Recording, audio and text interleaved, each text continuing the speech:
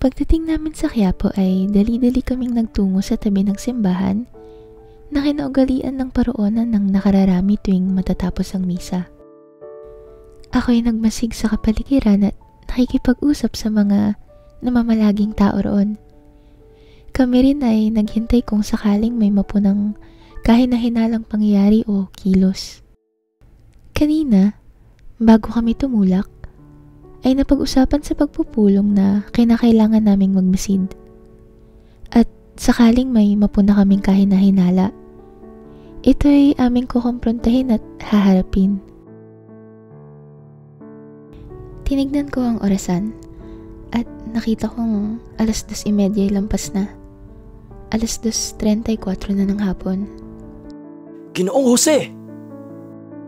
Bigla ang sigaw ni Ginoong Reynaldo na ikinagulat naming lahat. Maagap namang umaksyon si Ginoong Jose nang muntik na akong mabangga ng isang lalaking tumatakbo. Hindi kilala at waring may minamadali. Dahil sa matinding gulat, hindi ako nakapagbigay agad ng tugon ni Kilos. Yun ang nagtatangka ng pagpapasiklab! Pinanood namin habang hinahabol ni Ginoong Reynaldo ang lalaking hindi kilala. Maya-maya, bumalik na si Ginoong Reynaldo. Ang kabiguan ay nakasulat sa kanyang muka. Hindi niya naabutan ang lalaki. Subalit, nasaksihan namin ang mukha nito at ang kasuotan. 3:00 na ng hapon at wala pa ring pagliyab na naganap. Kami na natili pa roon hanggang 4:00 ng hapon at sa kabutihang palad, wala namang naganap na kaguluhan. Ibig sabihin ba nito ay aming napigilan ang pagliyab ng sunog?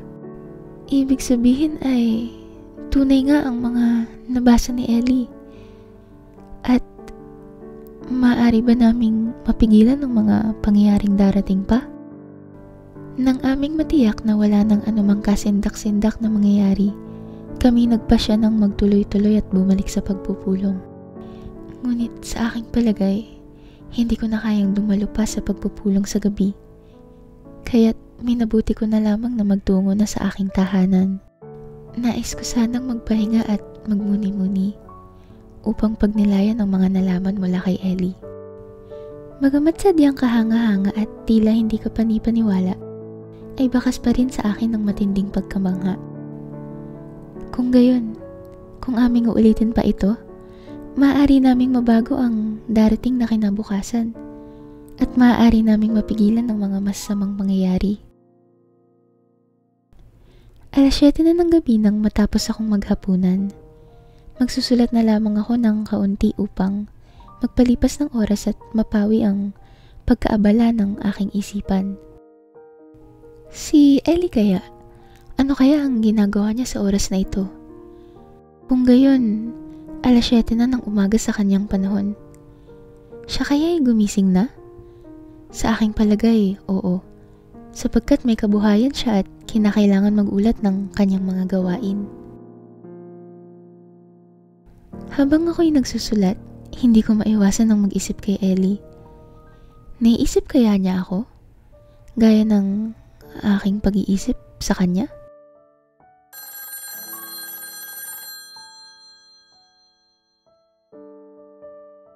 Halos ako'y mapatalon sa labis na tuwa nang tumunog ang telepono. Ngunit bahagya rin akong natigilan nang mapansin na ang oras ay 8:00 pa lamang ng gabi. Maaari kaya na si Ellie ang tumatawag? Dahil sa kadahilanang nabago namin ang kapalaran at matagumpay naming napigilan ang pagliyab ng sunog. Kung ganoon ay maaari na bang magtawagan kami sa oras na aming ninanais? Wow! Ellie! Galak na galak akong bumati. Hindi ko na kayang maghintay upang ibahagi kay Ellie ang aking nadiskubre na napagtagumpayan naming baguhin ang kapalaran. Binibining Celeste, kamusta? Natigilan ako nang matunugan ang boses na nagmumula sa tawag. Ito ay isang babae. Binibining Maria? Siya nga, kamusta? Hindi na ako nakatungo sa iyong silid sapagkat ako'y may tinatapos na ulat. Ngunit ayon sa aking balita, walang naganap na anumang pagliyab sa Quiapo. At namukhaan ninyo ba ang lalaking nagtatangkang magpasiklab na sunog? Tuloy-tuloy niyang mungkahi. Ay, gayon na nga. Maraming salamat sa iyong pangangamusta, Maria. Tunay na ikaw ay isang mabuting kaibigan. Mabuti naman ako, at sa kabutihang palad, maaari na naming napigilan ang pagtatangka ng pagliyab. Napakahusay. Ikinagagal ako iyang marinig. Siya at ako'y tutungo na. Napatawag lamang ako upang kamustahin ka at mabuti naman dahil kayo ligtas. Paalam na, Binibini. Pagkatapos ng tawag, ako'y nagpatuloy pa sa pagsusulat ng saglit bago ako nagpasya na magpahinga.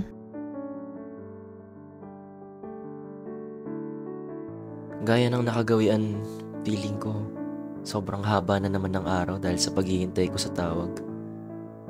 Hindi ako mapakali dahil hindi ko alam kung ligtas ba si Celeste doon at kung tama ba tong ginagawa namin. Buti na lang at onting oras na lang para sa tawag namin ni Celeste. Iniisip ko na baka lalo lang siyang mapahamak sa mga iniisip naming plano. Ewan ko ba, gusto ko lang namang makatulong pero sana naman hindi maging masama kalabasan ng tulong ko.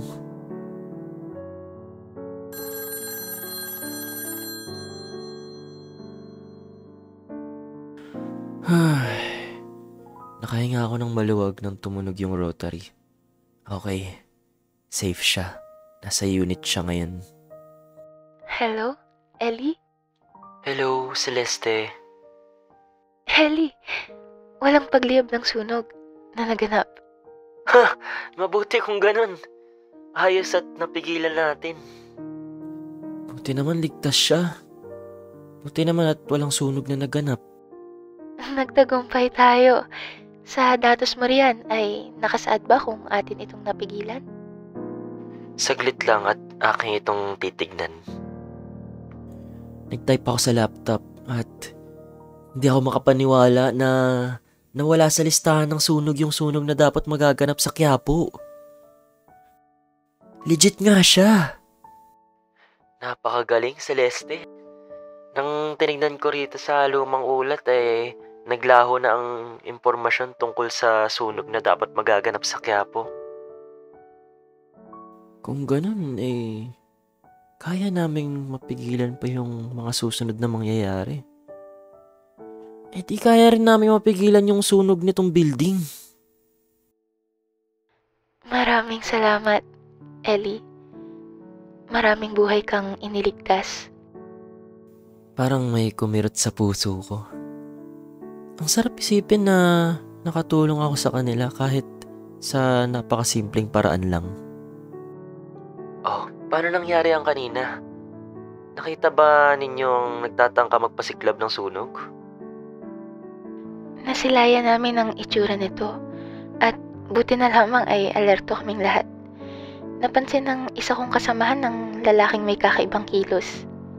Nagtangka pa itong habulin, ngunit hindi na ito naabutan. Naiulat na rin iyon sa mga nakatataas at ito'y agad na aaksyonan. Napangiti ako.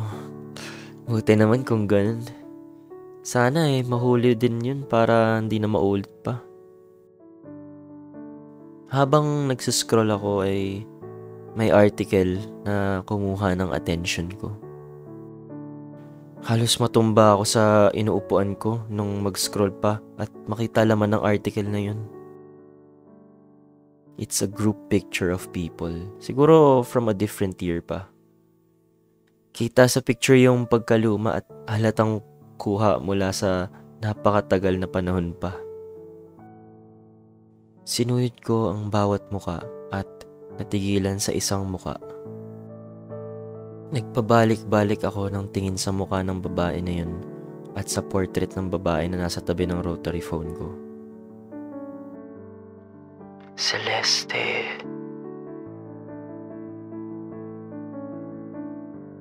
Gusto mo ba makita yung next part? Click mo lang yung join sa tabi ng subscribe.